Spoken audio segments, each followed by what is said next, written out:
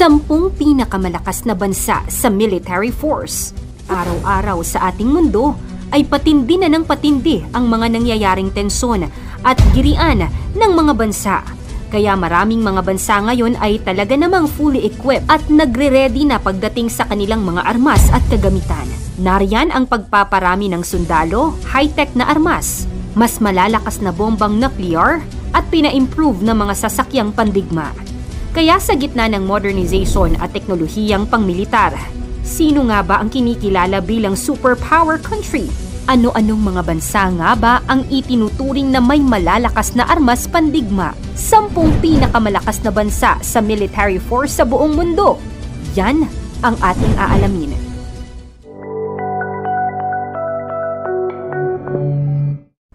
Pang-10, Italy. May matagal ng kasaysayan ng militaristikong tradisyon ang bansang Italy at ang kanilang armed forces ay aktibong nakikilahok sa mga international military missions at peacekeeping operations. Nagpapakita ng kanilang pangmatagalang commitment sa pandaigdigang seguridad.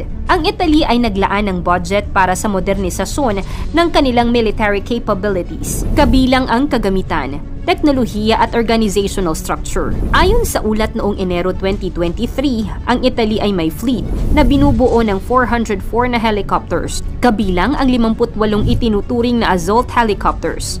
Bukod dito, may 2 aircraft carriers rin ang bansa. Pang-10, France.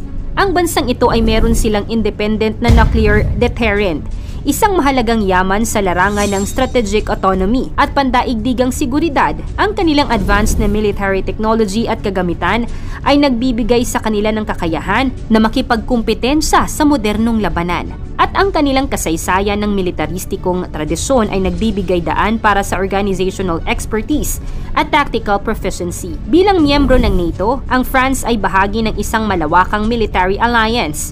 Nagbibigay daan sa kanila na makipagtulungan at magbahagi ng intelligence sa iba't ibang bansa. Ayon sa ulat, ang France ay may binubuong fleet na 438 na helicopters kasama ang 69 na Assault helicopters.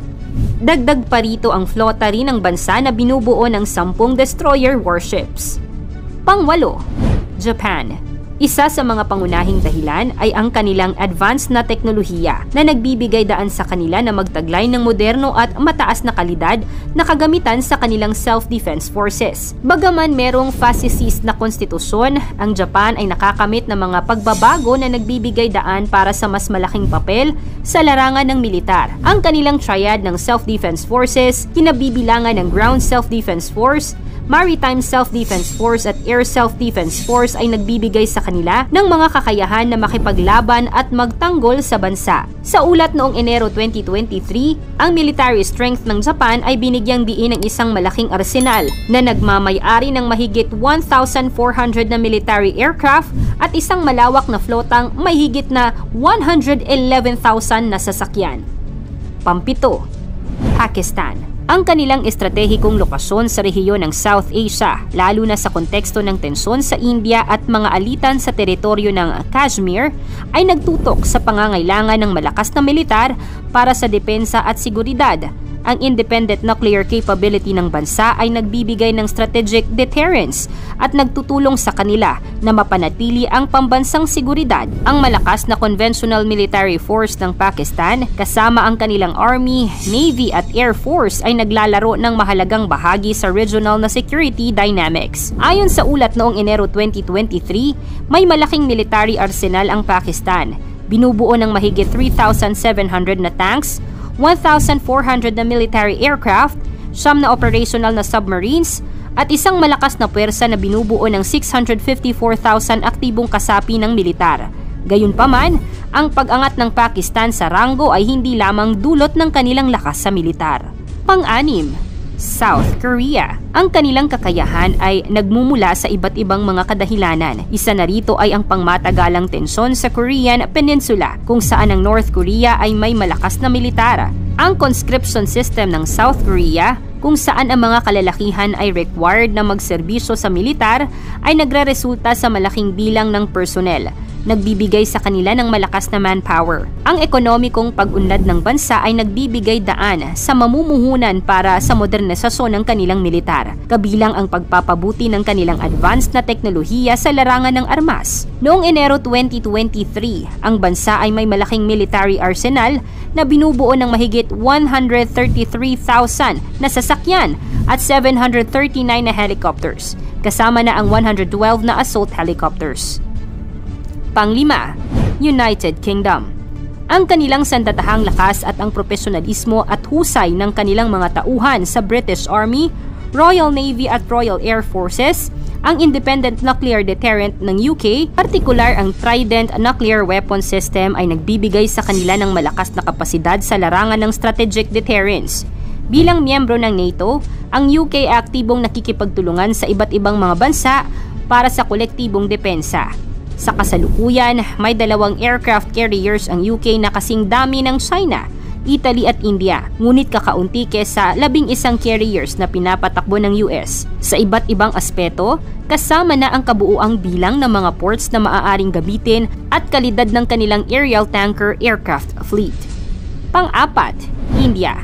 Isa sa mga pangunahing yaman ng India sa larangan ng militar ay ang kanilang malaking bilang ng sandatahang lakas na nagbibigay sa kanila ng impresibong manpower. Ang nuclear capability ng bansa ay nagbibigay ng strategic deterrence, ang geographical na lokasyon ng India, ang kanilang papel sa regional na seguridad at ang aktibong partisipasyon sa international peacekeeping missions ay nagbibigay ng malaking bahagi ng kanilang lakas. Noong Enero 2023, ipinakita ng ulat na ang available manpower ng India ay umabot na sa higit 653 milyong individual na bumubuo ang 47% ng populasyon ng bansa. Dagdag pa rito, binigyang diin ng ulat ang pagmamantini ng India ng isang puwersang binubuo ng halos 1.5 milyong aktibong kasapi ng militar.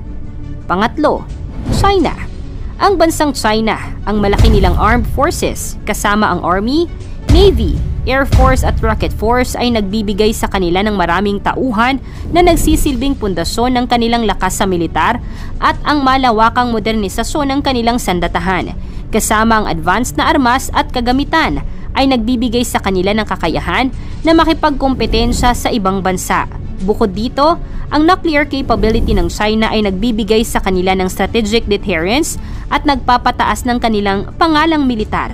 Nito lang Abril 2023, base sa global na ulat, ang kapangyarihan ng militar ng China ay umaabot na sa higit 761 milyong katao at nagpapakita ng kahangahangang kontrol. Dagdag pa rito, may iba't ibang military resources ang China, kasama na ang 50 malalaking warships at 78 mga submarines. Pangalawa, Russia.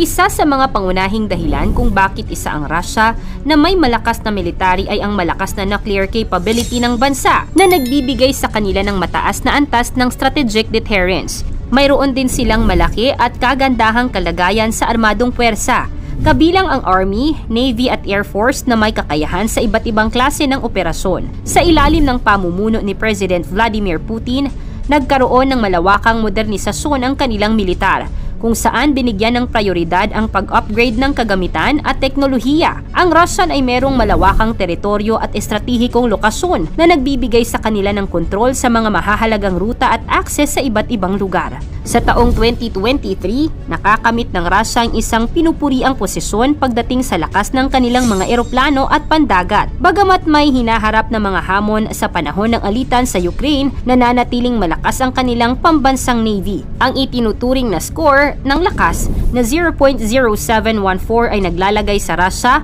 sa magandang pwesto sa pandaigdigang senaryo. Sa kahangahangang bilang ng mga eroplano na umabot na sa 4,100, nananatili ang Russia bilang isang mahalagang bahagi ng pandaigdigang larangan ng militar. At ang una, United States of America. Ang Estados Unidos ay kinikilala bilang isa sa mga pinakamalakas na bansa sa larangan ng military. Isa sa pangunahing dahilan ay ang malaking bahagi ng pambansang budget na inilalaan nito para sa depensa.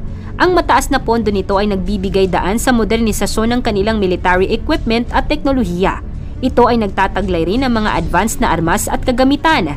Dagdag pa dyan, ang global na presensya ng Estados Unidos sa pamamagitan ng mga military bases sa iba't ibang bahagi ng mundo ay nagbibigay sa kanila ng kakayahan na mabilis na umaksyon at magresponde sa mga kaganapan at krisis sa iba't ibang rehiyon. Ang military arsenal ng bansa ay binubuo ng 92 na warships, 11 aircraft carriers, 13,300 na aircraft at 983 na Assault helicopters. Dagdag pa rito, ang Estados Unidos ay may pinakamalaking lamang sa gastusin sa depensa sa isang budget na umaabot sa $761.7 billion. Ito ay higit na tataas kesa sa budget ng China sa depensa na $230 billion lamang. Sa mga nabanggit na malalakas na bansa, saan ba dapat pumanig ang Pilipinas sa oras ng kagipitan? Ikomento mo naman ito sa ibaba. Paki-like ang ating video, i-share mo na rin sa iba. Salamat at God bless!